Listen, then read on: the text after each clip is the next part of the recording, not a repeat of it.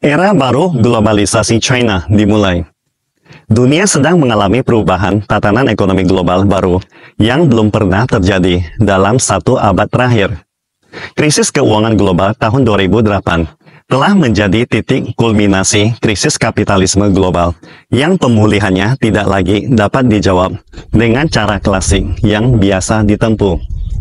Bahkan sebaliknya, saat ini ketidakpercayaan terhadap globalisasi paling keras diteriakkan oleh penganut fundamentalis kapitalisme barat itu sendiri.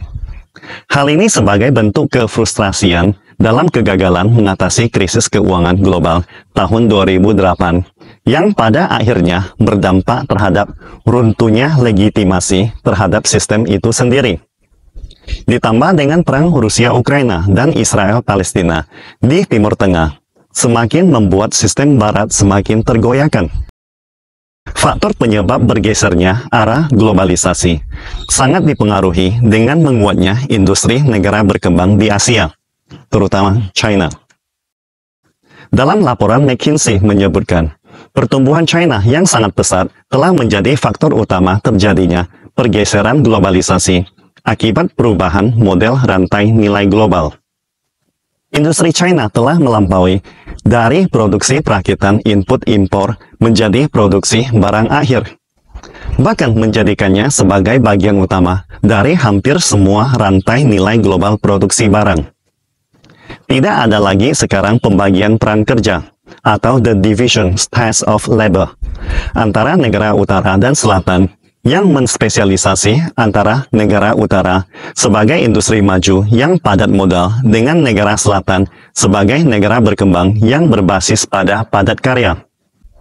Menguatnya regionalisasi menjadi dasar bagi para ekonom untuk mengatakan bahwa era globalisasi barat akan segera berakhir, meskipun pengaruhnya tidak akan hilang sepenuhnya. Seperti diketahui, proses globalisasi dalam sejarah manusia dimulai pada abad ke-19 oleh Britania Raya atau Inggris, yang dapat disebut sebagai globalisasi versi Inggris. Melalui perdagangan internasional, kekuatan militer dan agama, Inggris memperluas wilayah jajahan atau kolonialnya ke seluruh dunia dan dikenal sebagai The Sun Never Sets, atau negeri yang mataharinya tak pernah terbenam. Pengaruhnya tidak hanya menyebar di wilayah koloninya, tetapi juga meluas ke seluruh dunia. Namun, seiring melemahnya Inggris, AS bangkit pada abad ke-20, menggantikannya dengan memanfaatkan hegemoni dolar, 750 pangkalan militer yang tersebar di mana-mana, dan nilai-nilai AS seperti Hollywood untuk mengeksploitasi dan menginvasi budaya hampir semua negara dan wilayah di dunia. Ini bisa disebut sebagai globalisasi versi AS. Gabungan globalisasi versi Inggris dan AS selama 2 abad ini juga disebut sebagai versi Anglo-Saxon. Prinsip dasar globalisasi Anglo-Saxon berakar pada imperialisme dan kolonialisme. Dampaknya terhadap dunia memiliki sisi positif dan negatif. Tetapi, jika dilihat secara berbeda, Anglo-Saxon seperti aliansi Five Eyes lebih banyak memberikan manfaat bagi 5 anggota negara, sementara negara-negara non-Anglo-Saxon merasakan lebih banyak kerugian.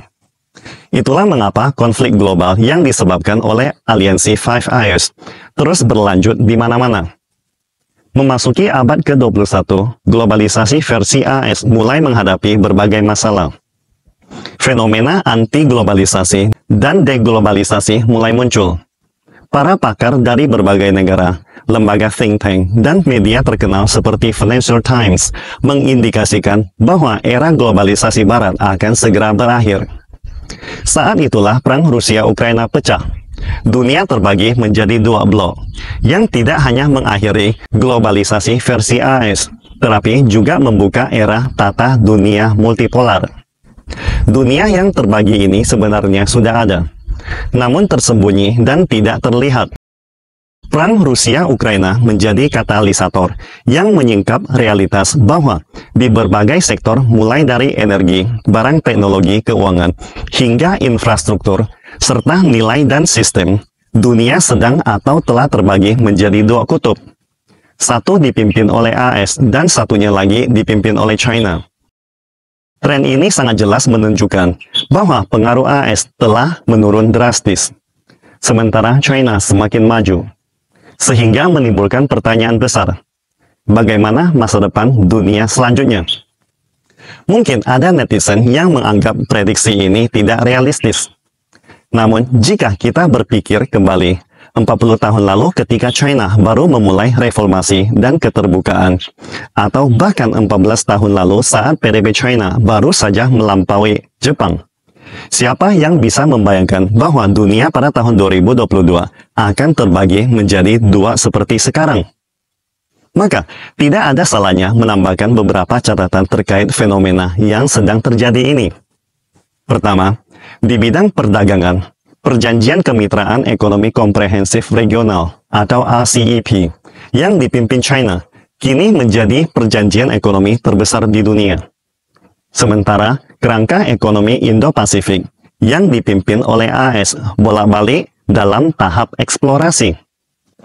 Kedua, Inisiatif Sabuk dan Jalan atau Belt and Road Initiatives China telah berjalan selama 11 tahun dengan kemajuan sangat jelas dan bertahap.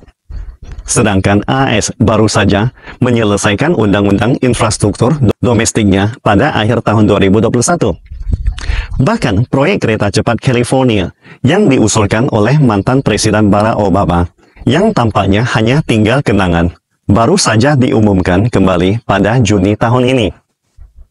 Ketiga, perang Rusia-Ukraina telah menggoyahkan kepercayaan dunia terhadap aset berbasis dolar, menyebabkan negara-negara penghasil minyak seperti Arab Saudi, Iran, negara-negara Teluk Persia, dan Rusia mulai berdagang minyak dengan menggunakan yuan China.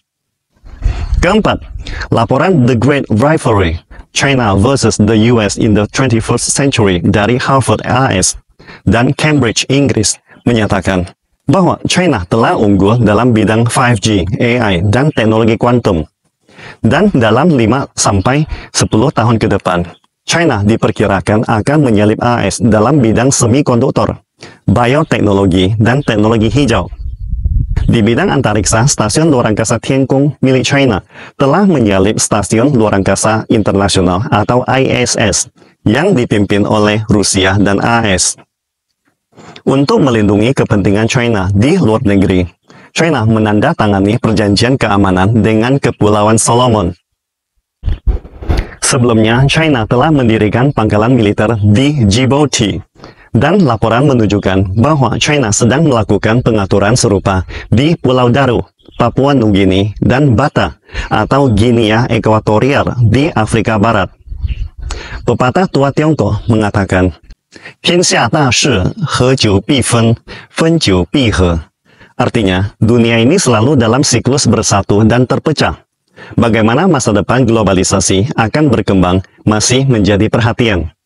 Mungkinkah globalisasi setelah versi Inggris dan AS? Kita akan menyaksikan munculnya globalisasi versi China. Hal ini tentu menimbulkan rasa ingin tahu kita semua. Namun, satu hal yang pasti, jika versi China hadir, perbedaannya yang paling mencolok dari versi Anglo-Saxon adalah perbedaan mendasar antara Wang Tao atau jalan kebaikan dan Pa Tao atau jalan kekuatan atau kekerasan.